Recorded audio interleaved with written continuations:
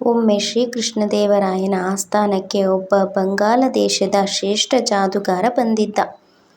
ಅವನು ತನ್ನ ಕೈಚಳಕದಿಂದ ಒಂದು ವ್ಯಕ್ತಿಯ ರುಂಡಮುಂಡಗಳನ್ನು ಕತ್ತರಿಸಿ ತೋರಿಸಿದ. ಮತ್ತೆ ಜೋಡಿಸಿ ತೋರಿಸಿದ. ಒಂದು ಡಬ್ಬಿಯಲ್ಲಿ ಪಾರಿವಾಳ ಹಾಕಿದ. ಅದೇ ಡಬ್ಬಿಯಿಂದ ಗಿಳಿ, ಕೋಗಿಲೆ, ಕಾಗೆಗಳನ್ನು ತೆಗೆದು ತೋರಿಸಿದ. ಒಂದು ಖಾಲಿ ಬರಿದಾದ ತಂಬಿಗೆಯಿಂದ ಸತತ ನೀರು ಸುರಿಸಿದ. ಅದರಿಂದಲೇ 100 ಬೆಳ್ಳಿ ರೂಪಾಯಿಗಳ ನಾಣ್ಯಗಳನ್ನು ಸುರಿಯುವುದನ್ನು ತೋರಿಸಿದ. ರಾಜ, ಮಂತ್ರಿ, ಸಭಾಸದರು ನೋಡಿ ಬೆರಗಾದರು. ಶ್ರೀಕೃಷ್ಣದೇವರಾಯರು ಮೆಚ್ಚಿ ಬೆಲೆಯುಳ್ಳ ಬಹುಮಾನ ನೀಡಿದರು. ಜಾದೂಗಾರನಿಗೆ ಅಹಂಕಾರವಿತ್ತು. ತನ್ನಂಥ ಜಾದೂ ಪ್ರಯೋಗ ಮಾಡುವವರು ಯಾರಾದರೂ ಇದ್ದರೆ ಮುಂದೆ ಬರಬೇಕು. ನನಗೆ ಮಾಡಲಾರದ ಜಾದೂ ಪ್ರಯೋಗ ಮಾಡಿ ತೋರಿಸಬೇಕು. ಅಂಥವರಿಗೆ ನಾನು ಸೋಲು ಒಪ್ಪಿಕೊಂಡು ನನ್ನ ಈ ಬಹುಮಾನ ಕೊಡುತ್ತೇನೆ ಎಂದನು. ಯಾರೂ ಮುಂದೆ ಬರಲಿಲ್ಲ. ತೆನಾಲಿ ರಾಮಕೃಷ್ಣ ಎದ್ದು ಮುಂದೆ ಬಂದ.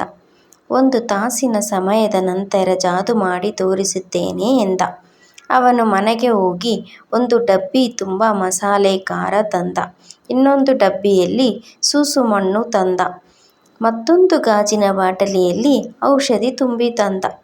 ಅವನು ಜಾದೂಗಾರನನ್ನು ಕುರಿತು, ಜಾದೂಗಾರರೇ, ನಾನು ಈ 2 ಕಣ್ಣುಗಳನ್ನು ಮುಚ್ಚಿಕೊಂಡು ಮಾಡಿದ್ದನ್ನು ನೀವು 2 ಕಣ್ಣುಗಳನ್ನು ತೆರೆದು ಮಾಡಿ ತೋರಿಸಬೇಕು. ಆಗಬಹುದೇ ಎಂದು ಸವಾಲು ಹಾಕಿದ. ಜಾದೂಗಾರನು ಸುಲಭವಾಗಿ ಒಪ್ಪಿಕೊಂಡ. ತೆನಾಲಿ ರಾಮಕೃಷ್ಣ ಎಲ್ಲರಿಗೆ ಕಾಣುವಂತೆ ನಿಂತ.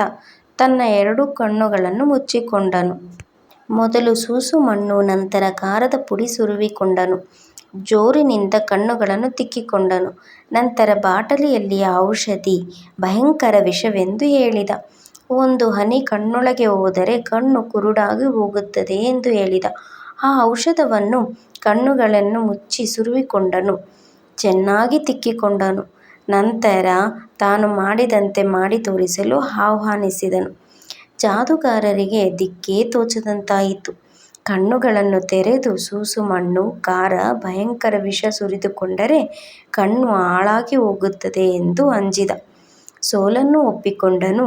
ರಾಜರು ಕೊಟ್ಟ ಬಹುಮಾನವನ್ನು ತೆನಾಲಿ ರಾಮಕೃಷ್ಣನಿಗೆ ಕೊಟ್ಟು ಮುಂದಿನ ರಾಜ್ಯಕ್ಕೆ ಪ್ರಯಾಣ ಬೆಳೆಸಿದ.